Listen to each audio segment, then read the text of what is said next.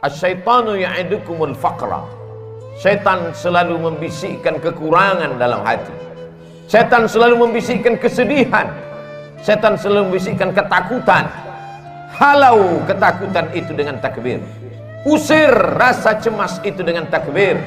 Allahu Akbar, Allahu Akbar, Allahu Akbar, walillahil hamd. Bahwa orang yang dekat dengan Allah, ujian tak pernah terhenti datang. Kenapa Ibrahim yang bergelar Al-Khalil, kekasih Allah, Al-Khalil, orang paling dekat dengan Allah, Al-Khalil, orang yang disayang Allah. Kenapa ujiannya datang silih berganti? Ujian pertama datang dari seorang ayah yang tidak menyembah Allah. Ya abati, wahai ayahku, mengapa kau jadikan berhala sebagai Tuhan? Apa jawab Azar, ayah Ibrahim? La illam tantahi, kalau kau tidak berhenti menceramahi aku, kalau kau tidak berhenti mendakwahi aku, la arjumannaka, akan ku lempar kau pakai batu sampai mati. Wahjurni maliya, tinggalkan aku untuk selamanya. Tak ada ujian yang paling berat selain berhadapan dengan ayah kandung yang musyrik mempersekutukan Allah. Kasarkah Ibrahim? Tidak. Apa jawab Nabi Ibrahim? Sa'astaghfirulaka rabbi, aku tetap akan memintakan ampun kepada Allah atas dosa-dosamu, hai ayahku.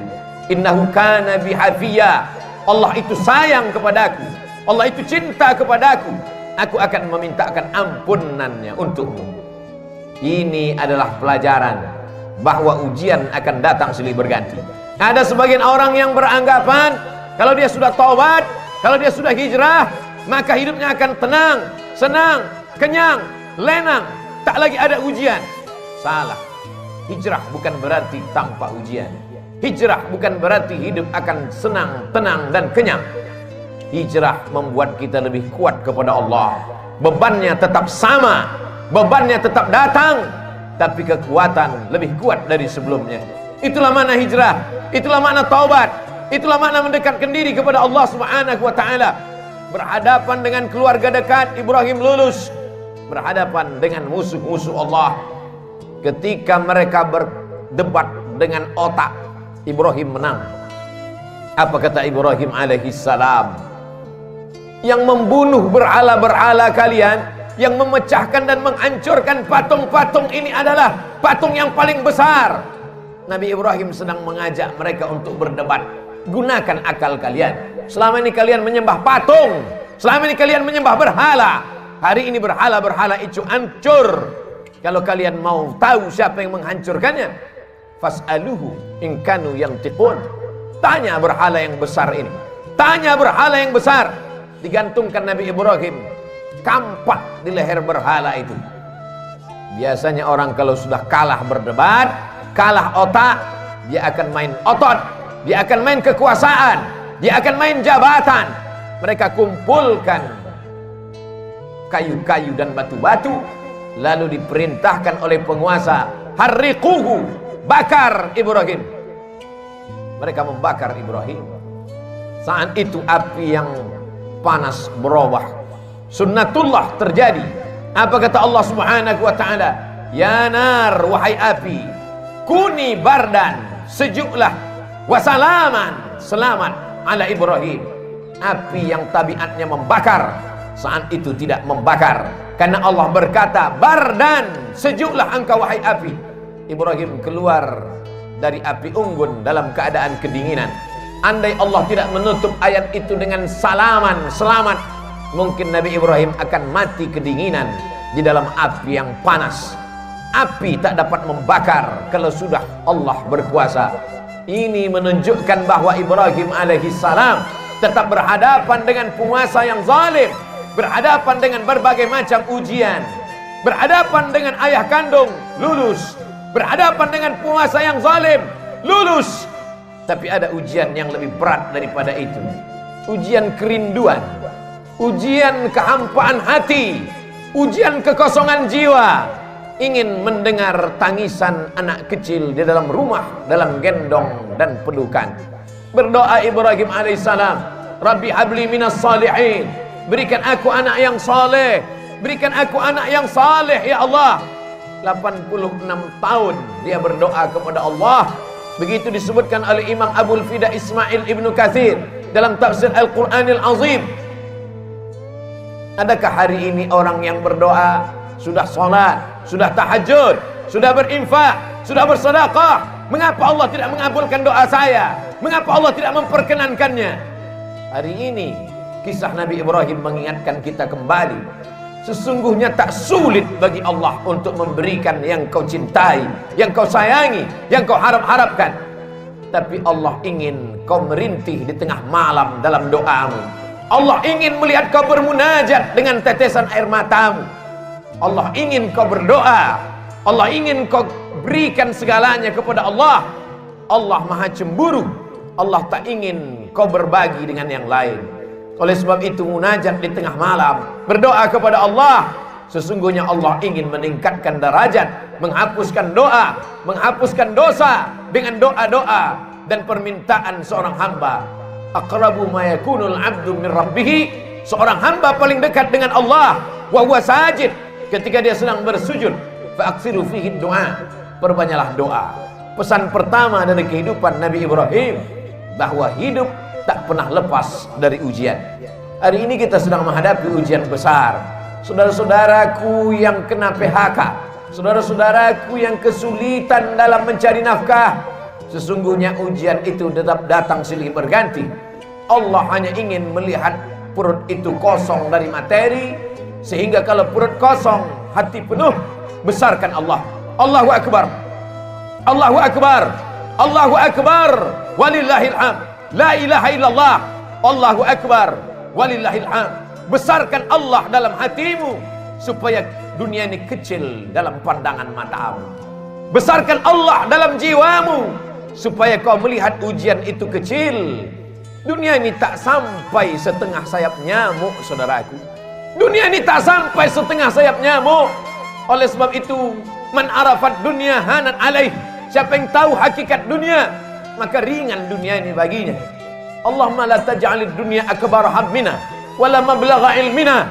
Jangan jadikan dunia ini cita-cita terbesar kami, ya Allah. Jangan jadikan dunia ini harga terhadap ilmu kami. Dunia hanyalah jembatan menuju akhirat.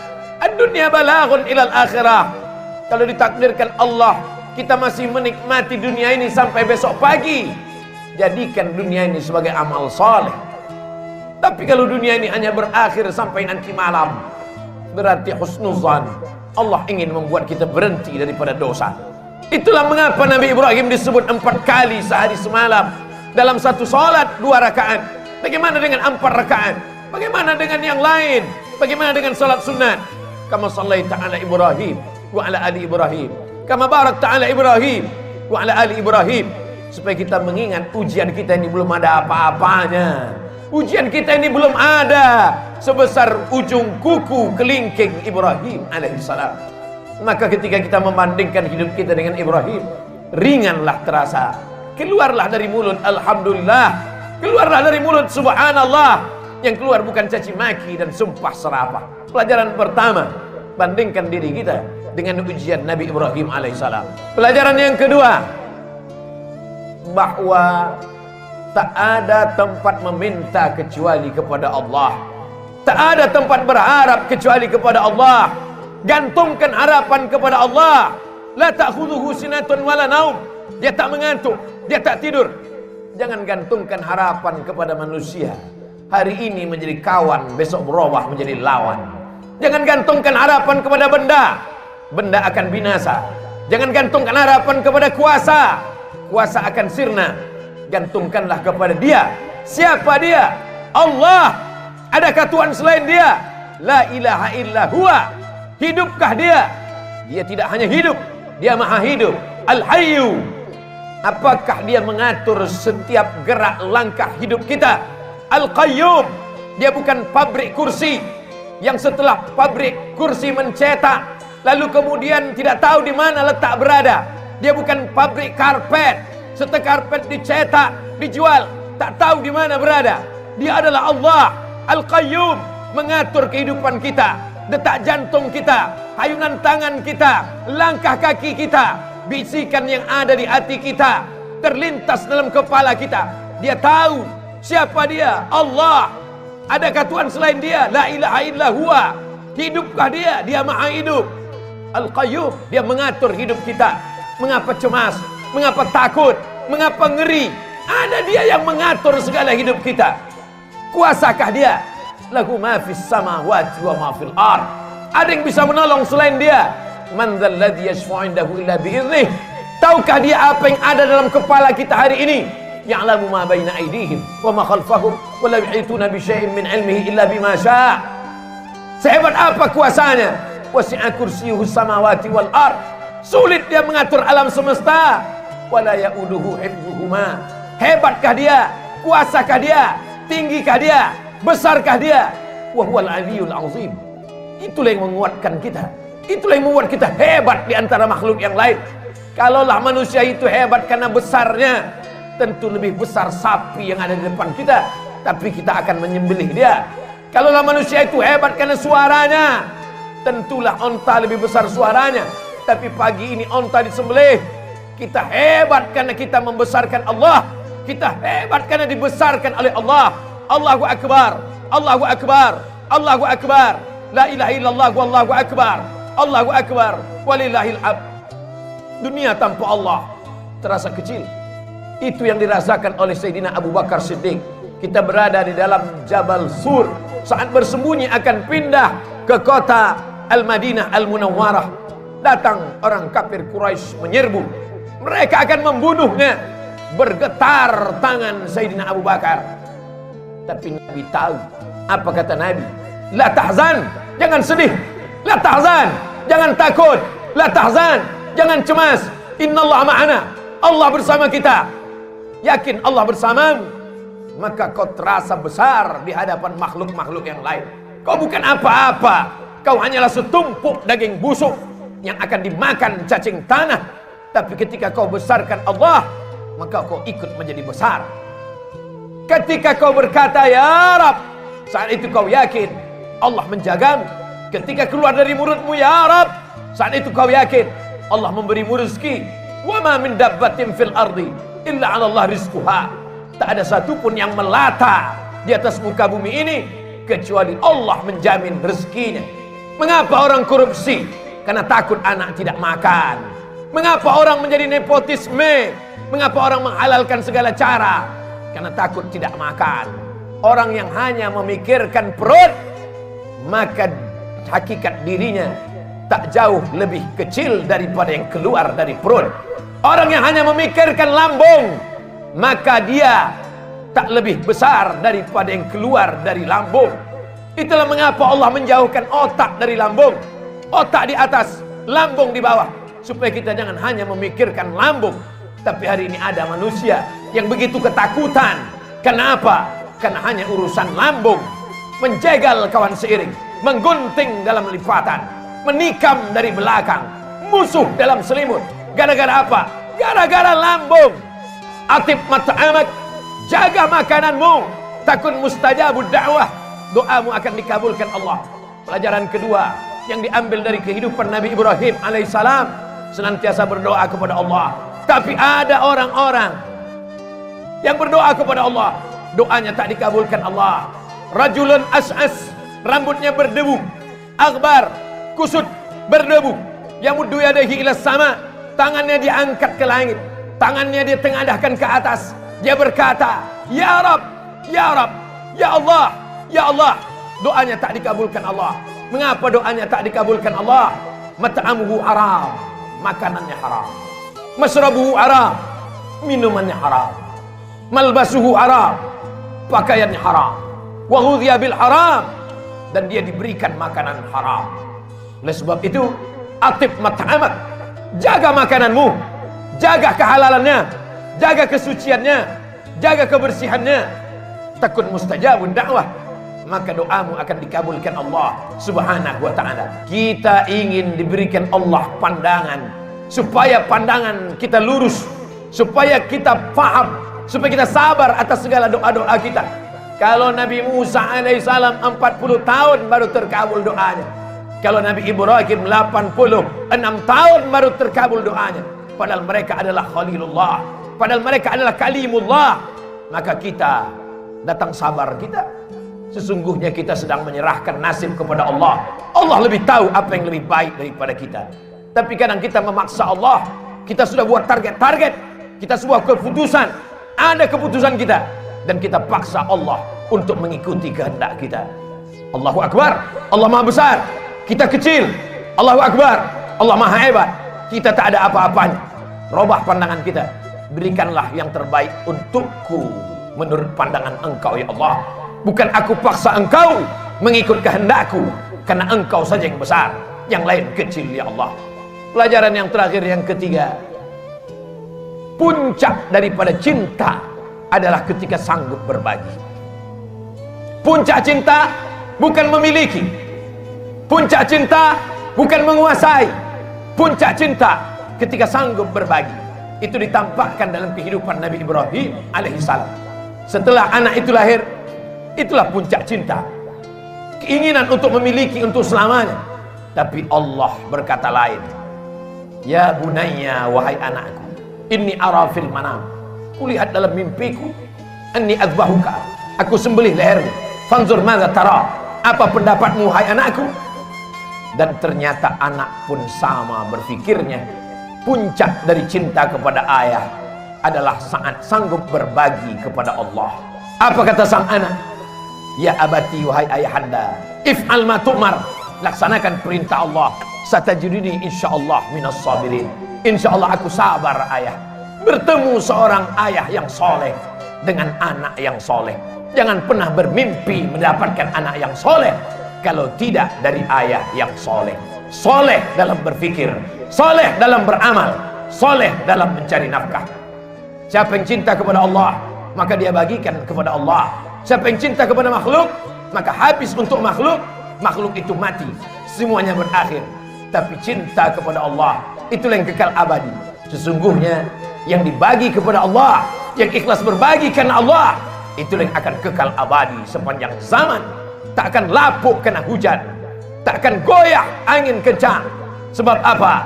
Sebab Allah yang mengekalkannya hingga hari kiamat. Serahkan kepada Allah, dia akan besar. Bagikan kepada Allah, dia akan kekal abadi. Ma'akalta fa'afnaita, kalau kau habiskan untuk makan, dia akan busuk. Wa malabista, kau habiskan untuk pakaian, dia akan lapuk. Wa matasaddaqta, yang kau sedekahkan untuk Allah, itu yang akan kekal abadi. In tansurullah, kalau kau tolong agama Allah, yang surkum, yang kau cari selama ini, pergi pagi pulang petang, habis waktu, tinggal sholat, tergadai agama dan akidah, hanya sampai ke tenggorokan. Setelah itu pun kau akan mati. Harta warisan dibagi-bagi, tak tersisa untuk diri. Semua hanya akan dibawa menghadap ilahi. Akan kembali ke rumah. Yarji usnani, anak, menantu, sahabat, buah hati belayan jiwa, akan kembali ke rumah. Mereka akan menangis 2-3 hari. Selepas itu mereka akan tertawa. Mereka akan melupakan kita. Kerja, kalau kau hari ini jabat tinggi, punya kekuasaan hebat, dia akan digantikan oleh orang lain. Belum kau mati, mereka sudah siap untuk menggantikannya. Wa yabqa wahidun, yang tinggal hanya satu. Apa dia? Wakaf, infak, sedekah. Bila kau punya yang lebih besar, berikan wakaf. Tidak lebih besar, berikan infak. Tidak lebih besar, berikan sedekah. Allah Maha Adil. Kalau kau hebat, berikan wakaf. Kalau kau kurang hebat, berikan infak. Kalau kau manusia biasa, berikan sedekah. Tabassumika fi wajhi akhika sedekah. Senyummu ke wajah saudaramu adalah sedekah. La tahqiranna minal ma'rufi syai'a. Jangan sepelekan perkara walaupun kecil. Antul qiya akhaka biwajhin talqin, hanya sekedar menghadapi orang dengan wajah yang cerah. Itulah yang akan dikenang orang sepanjang zaman. Dari abad berabad, dari zaman berzaman, tak akan dilupakan orang. Masih ingat orang dengan senyummu. Saat kau mati dimakan cacing tanah, masih didoakannya. Masih didoakannya saat dia lewat di makammu. Masih sempat mulutnya berkata, Assalamualaikum ya ahlal diyar minal mu'minin, wa inna insyaallah bikum lahiqun. Yarhamullahul mustaqimin wal mustakhirin. Nas'alullah lana wa lakumul afiyah. Tapi kalau kau sombong, kalau kau angkuh, itu juga akan dikenang orang. Itu juga akan diingat oleh orang sepanjang zaman. itulah orang yang sombong, itulah orang yang angkuh, itulah orang yang paling merasa tinggi hati. Oleh sebab itu, bukti kau rendah hati kepada Allah, berinfak, berwakaf dan bersedekah. Bukti kau rendah hati, tawadhu kepada manusia, berhadapanlah dengan orang dengan tatapan yang baik, dengan cakap yang baik, dengan perbuatan yang baik. Qaulun ma'rufun, perbuatan yang baik. Wa maghfiratun, pemberian maaf. Khairun, lebih baik. Min sadaqatin, daripada pemberian perbuatan baik. Yatsba'uha adha, tapi diiringi oleh perbuatan yang jelek.